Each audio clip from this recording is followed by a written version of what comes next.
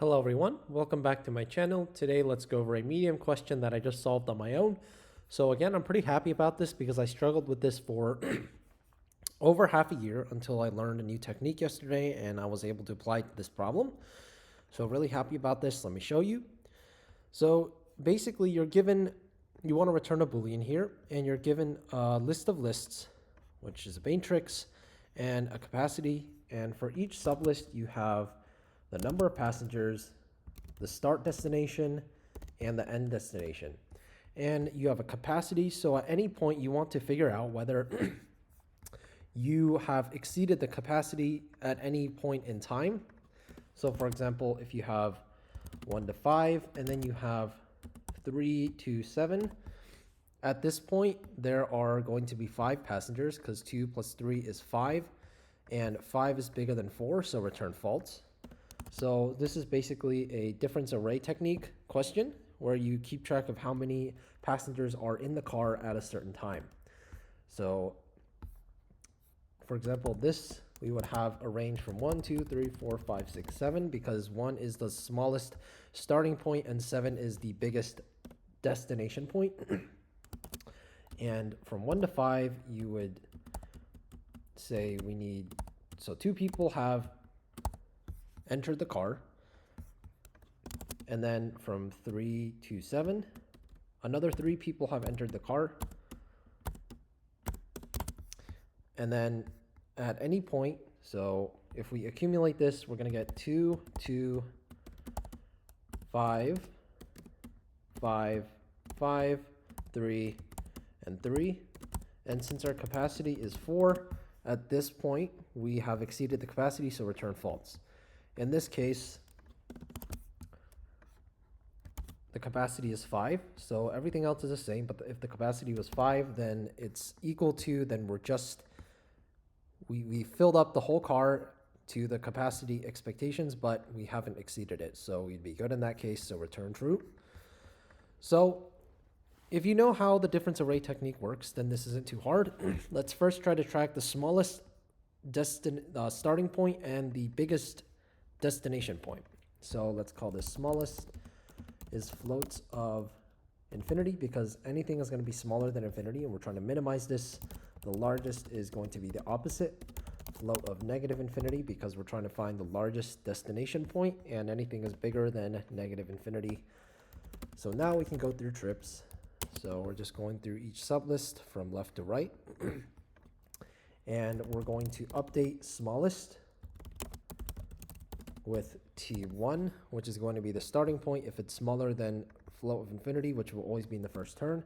And then we're going to update largest with T2 because T2 is the ending point if it's bigger than largest, which anything in the beginning is bigger than negative infinity.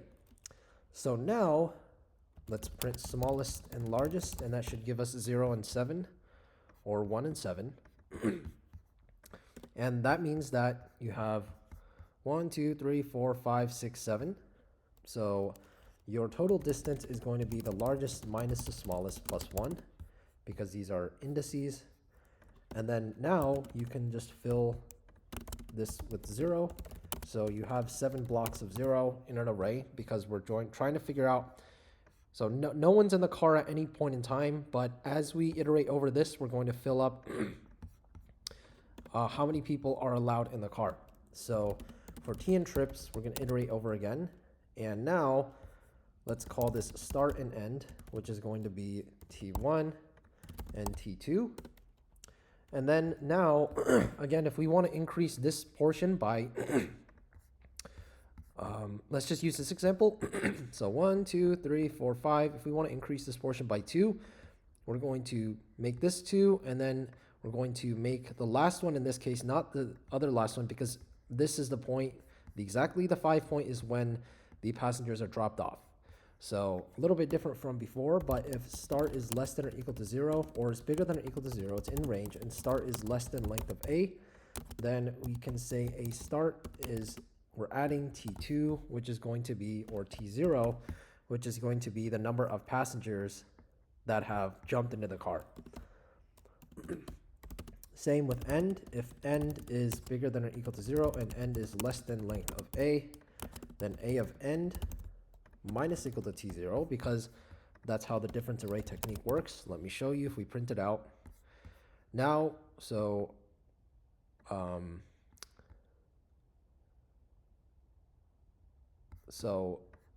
we're going to get 1 to 5, so it looks like we're supposed to shrink this a little bit. 1, 2, 3, 4, 5, 6, 7. And then let's print list. Let's call this list iter tools. So we're just going to accumulate A, and let's print H.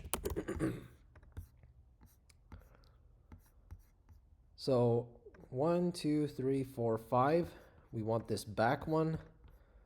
So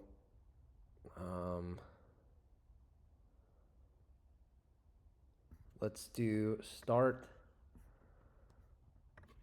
-1 and -1. Cool. So now, well, yes. So now at this point, because from 3 to 7, from 3 starting, we have 5. Because 3 and 5, the difference is 2. So 2 bouts of 5, because 2 bouts of 2 plus 3 is 5.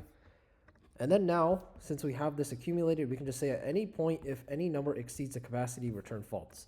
So if return max of h is less than or equal to capacity, if the maximum of h is less than or equal to capacity, return true because it never exceeds, otherwise return false, so this will return a boolean. So, oh, okay, looks like this is not right. Almost there. Perhaps this is supposed to be like this. Oh, oops. The edge cases with this one are a little tricky because you have to figure out how the start works. So maybe if start is less than length of A, then we can just do this and we get rid of this. Okay. Oh gosh, okay, let's see. So this is supposed to be true, but it's supposed to be false.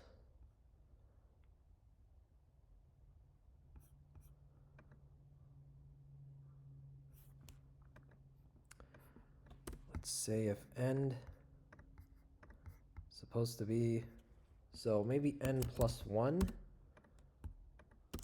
plus 1. Okay, that's wrong, okay. Yeah, I was struggling a little with the edge cases with this one, so it might take a while, but okay.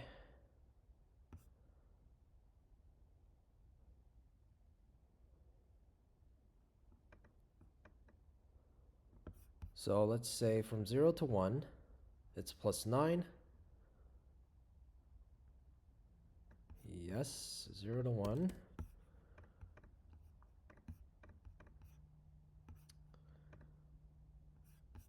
Okay.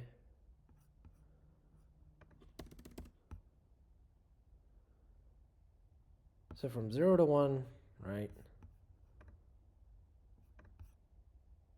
Okay, cool. There we go. So yeah, just gotta play around with the edge cases a little bit. I guess I didn't say that correctly. So start and end are usual. I don't know why. So start end this time because, for example, if you get dropped off exactly here, then end will be here instead of, if this is the range, usually the difference array ends here where you do the minus equal to the current however many you wanted to increase. So hopefully this video was helpful. It was a little confusing, but I did manage to come up with this on my own, so I'm pretty happy. And thank you for watching and stay tuned for more videos.